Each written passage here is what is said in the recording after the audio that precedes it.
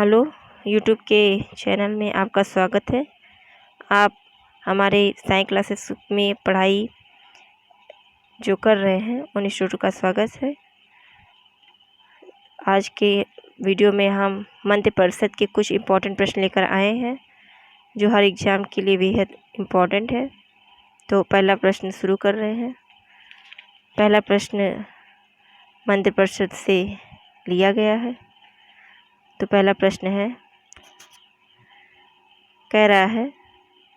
पहला प्रश्न कह रहा है कि लगातार दूसरी बार प्रधानमंत्री पद पर आसीन होने वाले व्यक्ति हैं। कह रहे हैं कि जो प्रधानमंत्री का स्वतंत्रता के बाद हमारे देश में प्रधानमंत्री की जो नियुक्तियां हुई थी उसमें लगातार दूसरी बार, पहली बार नहीं पूछ रहा, दूसरी बार प्रधानमंत्री पद पर आसीन होने वाले व्यक्ति हैं। तो उनका नाम क्या है? पहली बार नहीं, दूसरी बार। तो उन वाले व्यक्तियों का नाम बताना है। तो क्या कह रहा है, उनका नाम क्या है? तो उसका राइट आंसर क्या है? इसका सही उत्तर है डी, इनमें से सभी। जवाहरलाल नेहरू, इंदिरा गांधी, अटल बिहारी वाजपेयी, ये सब दूसरी बार प्रधानमंत्री पद पर आसीन होने वाले व्यक्ति हैं। नेक्स्ट क्वेश्चन देखते हैं। कह रहा भारत के प्रधानमंत्री क्या होते हैं? नियुक्त होते हैं, निर्वाचित होते हैं, मनोनीत होते हैं, चयनित होते हैं। तो इसका सही उत्तर क्या है? इसका सही उत्तर है ए, भारत के प्रधानमंत्री नियुक्त होते हैं।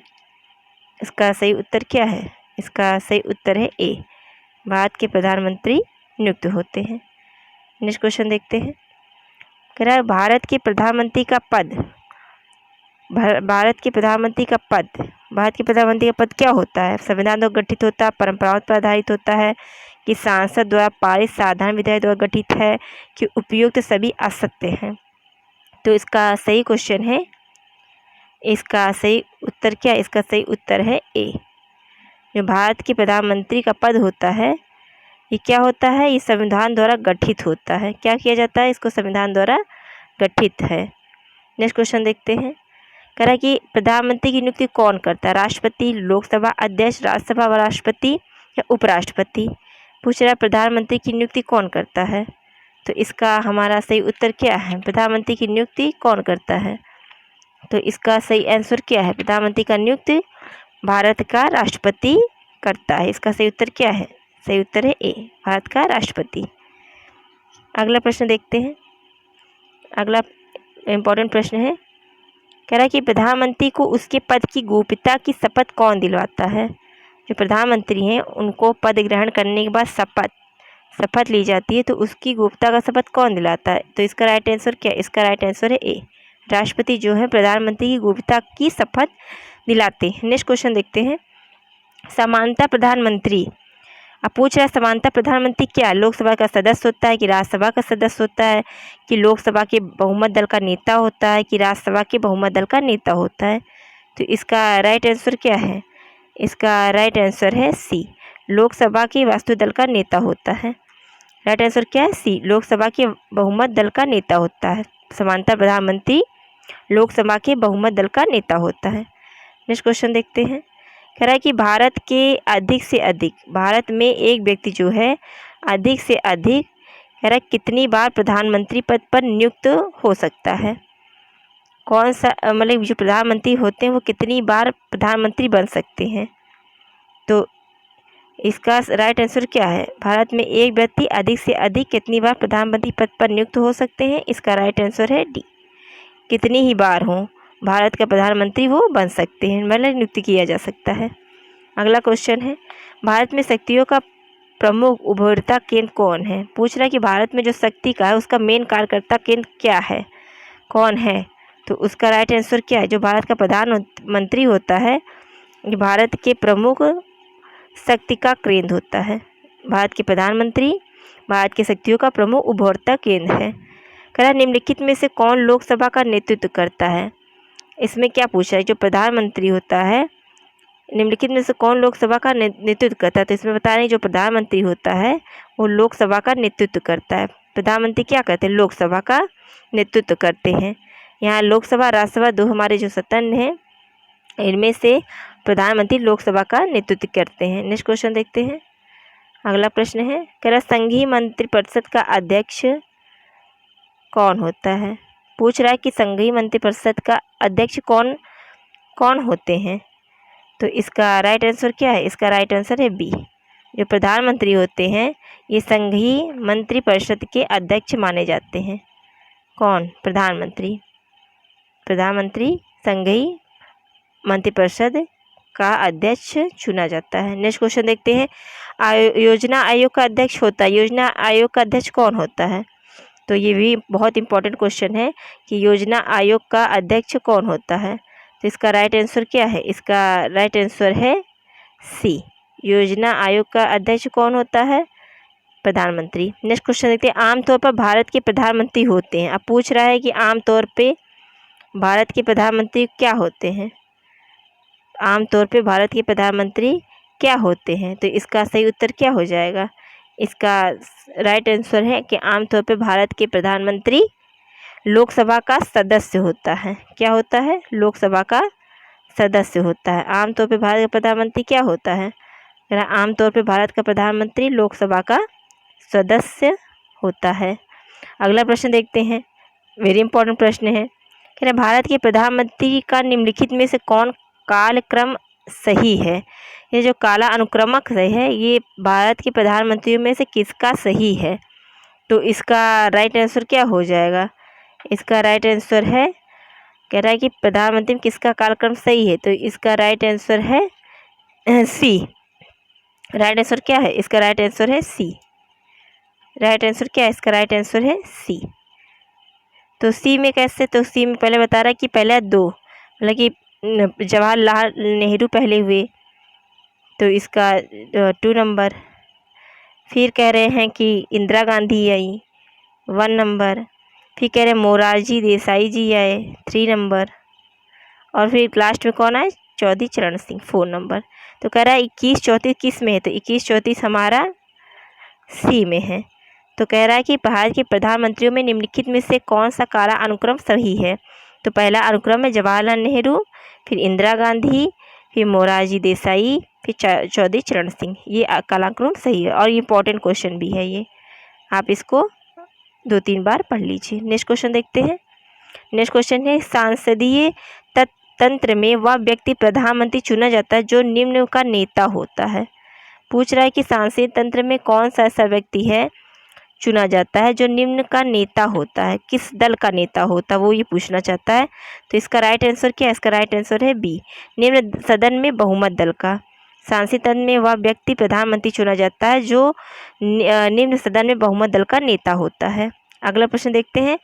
मंत्रिमंडल में होता है संघीय, संघीय को मंत्रिमंडल कहते हैं, कि बैठक की अध्यक्षता कौन करता है। कह रहा है कि मंत्रिमंडल में जो संघीय है इसकी बैठक की अध्यक्षता कौन करता है। तो इसका राइट आंसर क्या है? प्रधानमंत्री। जो मंत्रिमंडल संघीय है इसकी बैठक की अध्यक्षता प्रधानमंत्री के द्वारा की जाती है। नेक्स्ट प्रश्न देखते हैं। अगला प्रश्न कर रहा है कि प्रधानमंत्री की नियुक्ति राष्ट्रपति करता है, वह किस अनुच्छेद में वर्णित है। अब अनुच्छेद से डिटेलिंग क्वेश्चन आ गए हैं। तो पूछ रहा है कि प्रधानमंत्री की नियुक्ति राष्ट्रपति तो करते हैं, लेकिन जो करते हैं वो किस अनुच्छेद में वर्णित है। तो इसका हमारा सही उत्तर क्या हो जाएगा? तो इसका हमारा सही उत्तर है सी, अनुच्छेद 75। अनुच्छेद 75 में राष्ट्रपति प्रधानमंत्री की नियुक्ति करता है। कौन सा? अनुच्छेद 75। वेरी इंपॉर्टेंट क्वेश्चन है। कह रहा भारत के प्रधानमंत्री पद के लिए उम्मीदवार की कम से कम कितनी उम्र होनी चाहिए। पूछ रहा है जो भारत का प्रधानमंत्री है उसकी उम्मीदवार के लिए, जो उम्मीदवार करेगा उसकी उम्र कितनी होनी चाहिए, कम से कम पूछ रहा है, अधिक से अधिक नहीं। यहाँ पे आप ध्यान से देखिए, कम से कम उम्र पूछ रहा है, हाईलाइट कर लीजिए। तो कम से कम कितनी होनी चाहिए? कम से कम 25 वर्ष। इसका राइट आंसर है ए। सही उत्तर क्या है? ए, 25 वर्ष होनी चाहिए। अगला प्रश्न है भारत के प्रधानमंत्री। अब भारत प्रधानमंत्री क्या कह रहा है कि भारत के प्रधानमंत्री राष्ट्रपति द्वारा चुने जाते हैं, राज्यों के मुख्यमंत्री द्वारा चुने जाते हैं, लोकसभा के बहुमत दल के नेता होते हैं, या चुने नहीं जाते बल्कि वंशागत होते हैं। तो इसका सही उत्तर क्या है? इसका सही उत्तर है सी, लोकसभा के बहुमत दल के नेता होते हैं। अभी इसको हम पीछे ही पढ़ के आए कि भारत के जो प्रधानमंत्री होते हैं ये लोकसभा के बहुमत दल के क्या होते हैं?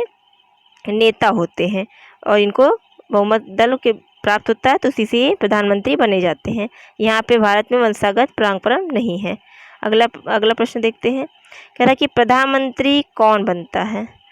लोकसभा का बहुमत दल का नेता, सर्वाधिक उम्र का सांसद, सर्वाधिक मत प्राप्त करने वाला सांसद, उपराष्ट्रपति राष्ट्रपति जिसे बनाना उचित समझे, या इनमें से कोई नहीं। तो इसमें 5 ऑप्शन है, तो इसका सही उत्तर है ए। कह रहा है कि लोकसभा के बहुमत दल का जो नेता होता है वो प्रधानमंत्री बनता है। लोकसभा के बहुमत दल का नेता को क्या बनाया जाता है? प्रधानमंत्री पद पर नियुक्त किया जाता है। अगला प्रश्न है, यदि भारत के प्रधानमंत्री संसद के उच्च सदन के सदस्य हो तो। अब इसमें तो पूछ रहा है कि ये जो 4 ऑप्शन दिए इसमें क्या होना चाहिए, तो इसका हमारा सही उत्तर क्या है? तो इसका हमारा सही उत्तर है ए। वे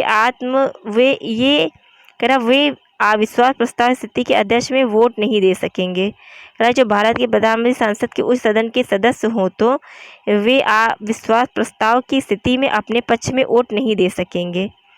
कह रहा है कि इसका राइट आंसर क्या है? इसका राइट आंसर है ए, कि वो अविश्वास प्रस्ताव के स्थिति में अपने पक्ष की वोट नहीं दे सकेंगे। ये इसका राइट आंसर है।